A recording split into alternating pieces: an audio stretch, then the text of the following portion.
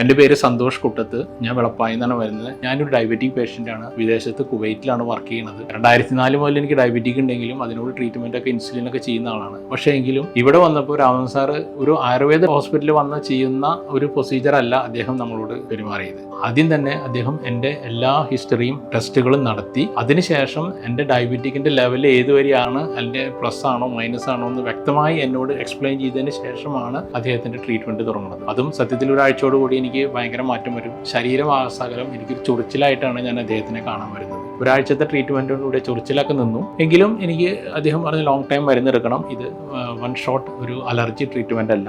എൻ്റെ ഡയബറ്റിക് ഇപ്പോൾ എനിക്ക് തോന്നുന്നത് ഫാസ്റ്റിംഗ് ഞാൻ നോക്കുമ്പോൾ എനിക്ക് 90-92 ഉള്ളൂ. ആഫ്റ്റർ ഫുഡ് 130 വരെ എത്തി. അത് സാധാരണ എനിക്ക് കണ്ടിരുന്നത് എബവ് 200 ഫാസ്റ്റിങ്ങും 300 എബവ് ആഫ്റ്റർ ഫുഡ് ഉണ്ടായിരുന്നത്. ഞാൻ ഇത്ര എത്തി. BP എനിക്ക് 160-180 ആണ് എൻ്റെ മിനിമം നിന്നിരുന്നത്. ചിലപ്പോൾ അത് 200 മേലെ പോയിരുന്നു. ഇവിടെ മോർ ദാൻ 10 days എന്നെ അദ്ദേഹം ചെക്ക് ചെയ്തിട്ട് ഒരു ദിവസം പോലും എൻ്റെ BP 90-130 പോയില്ല.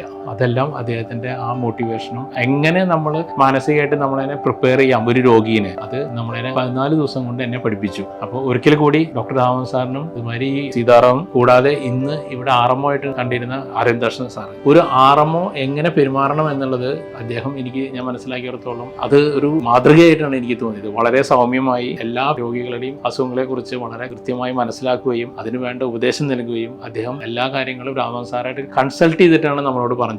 അത് അദ്ദേഹത്തിനോട് ഒരു പ്രത്യേക നന്ദി ഈ അവസരത്തിൽ ഞാൻ പറയുന്നു. കൂടാതെ എന്നെ ഫിസിയോതെറാപ്പി ചെയ്തിരുന്ന നന്ദൻ, പിന്നെ ഒരു കൃഷ്ണദാസ്, ഒരു വ്യക്തി കൂടിയുണ്ട്, അദ്ദേഹത്തിൻ്റെ പേര് എനിക്ക് ഓർമ്മയില്ല. വളരെ നന്നായിട്ട് എന്നെ എല്ലാ ദിവസവും 14 ദിവസവും ഫിസിയോതെറാപ്പി ചെയ്ത് തന്നെ എല്ലാവരും എണ്ണയിടാനും നവരക്കിഴി നടത്താനും കഷായം ധാര നടത്താനും തലയിൽ ധാര നടത്തുന്നത് വളരെ അനുകൂലമായി ഇന്ന് ഞാൻ തിരിച്ചു പോവുകയാണ്. ഈ മാസം 25-ാം തീയതിക്ക് ശേഷം ഞാൻ തിരിച്ചു പോവുകയാണ്. ഈ അനുഭവം എൻ്റെ ജീവിതത്തിൽ എന്നും ഓർക്കുന്നതായിരിക്കും. ഒരിക്കൽ കൂടി പറഞ്ഞുകൊണ്ട് നിർത്തുന്നു.